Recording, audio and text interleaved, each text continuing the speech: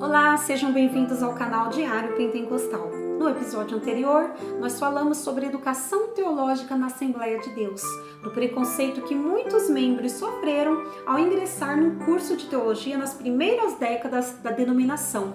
E hoje, o curso, ao menos básico de teologia, é um pré-requisito para o ingresso no ministério em algumas das Assembleias de Deus. Se você não assistiu esse vídeo, não tem problema, eu vou deixar aqui nos cards. Assim que terminar esse vídeo, você assiste também.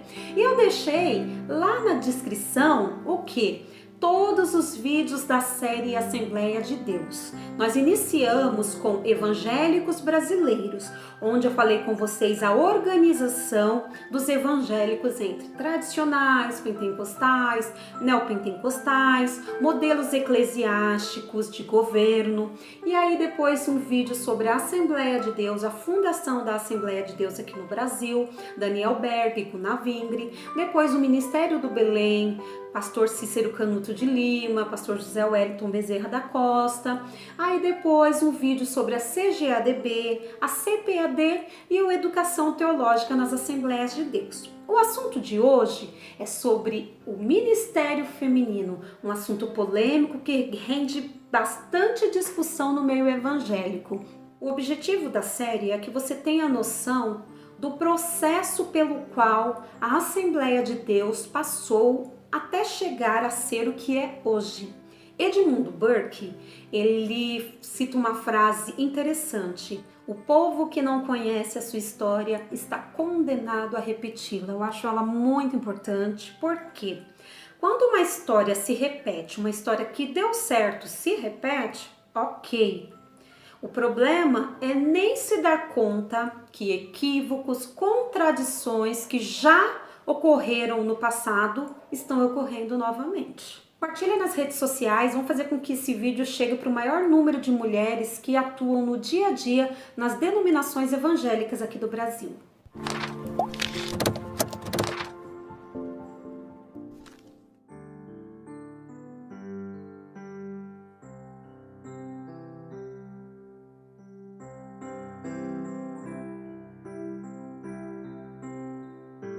Visível.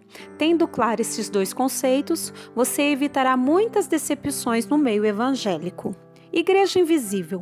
Ela é composta por todos os verdadeiros crentes, os vivos e os que já morreram, ou seja, o conjunto de todos aqueles que, de Adão até hoje, fizeram e farão parte do povo de Deus.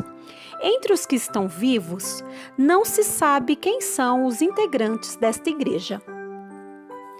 Igreja visível é aquela institucionalizada, com estatuto, CNPJ, pessoas assalariadas, carteira assinada, ela é burocrática e hierárquica. Podem ser tradicionais, pentecostais, neopentecostais, ou seja, composta por todos aqueles que professam o cristianismo, que estão ligados a uma denominação no rol de membros. O propósito da Igreja Visível é cultuar a Deus publicamente, potencializar os esforços individuais comuns, além de proporcionar aos filhos o relacionamento com outras crianças, adolescentes e jovens que professam a mesma fé.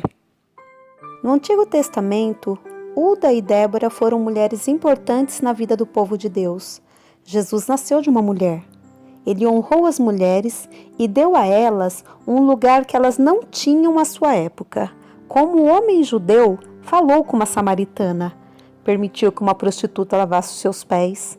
As mulheres foram as únicas a ficarem ao lado dele na cruz. A primeira pessoa, testemunha ocular da ressurreição de Jesus, foi uma mulher. A maioria das igrejas estavam na casa de mulheres. Diversas mulheres trabalharam com o apóstolo Paulo. Muitos agradecimentos nas cartas de Paulo foram dirigidos às mulheres. Paulo tinha a irmã Febe como uma protetora. Priscila, esposa de Áquila, era provavelmente mais dedicada que o marido. Se destacava no serviço de Deus e seu nome aparece primeiro nos registros.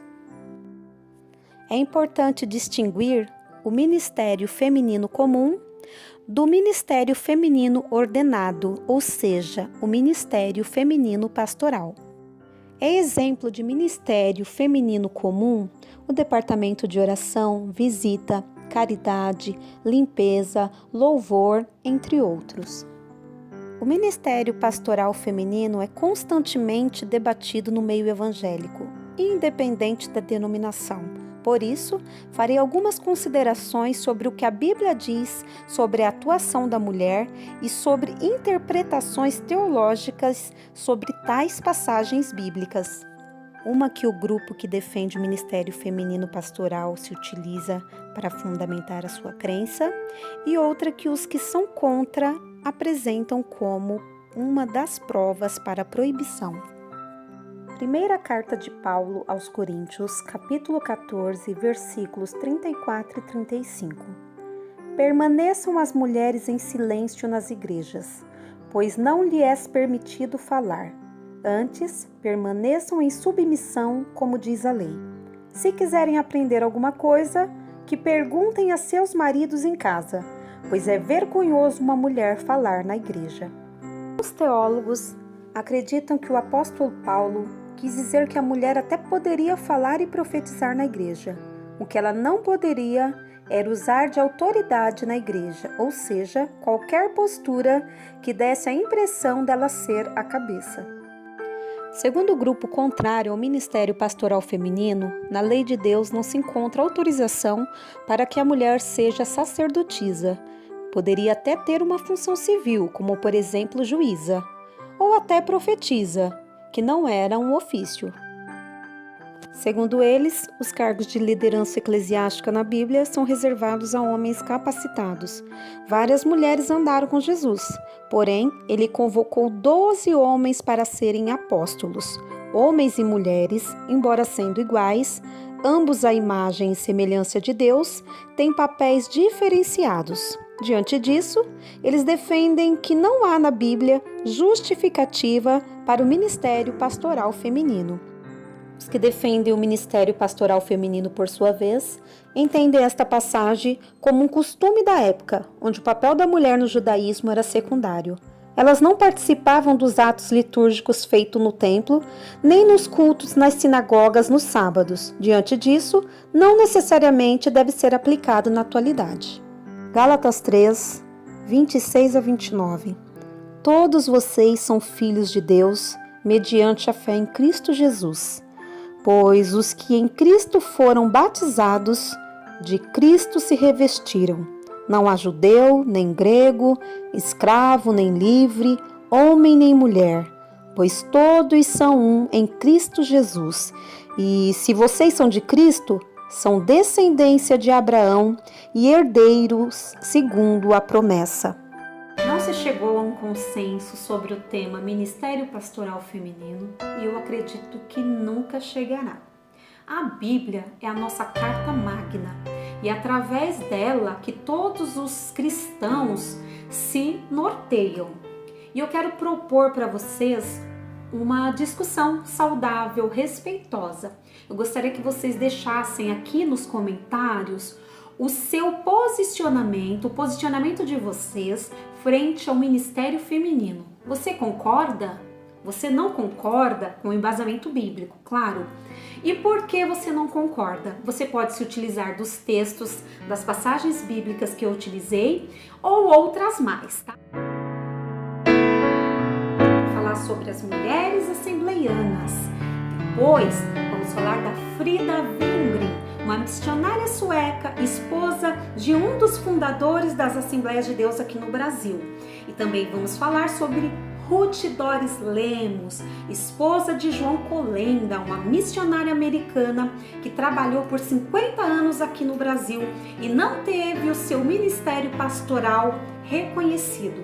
E vamos falar também sobre o Círculo de Oração, um departamento muito importante nas Assembleias de Deus, e vamos falar do polêmico usos e costumes que atingem diretamente, principalmente, a mulher assembleiana.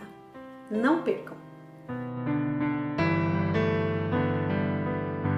Se você gostou do conteúdo desse vídeo, Se inscreva no canal, deixe o seu like, compartilhe com seus amigos e ative o sininho para que você receba as notificações de novos vídeos.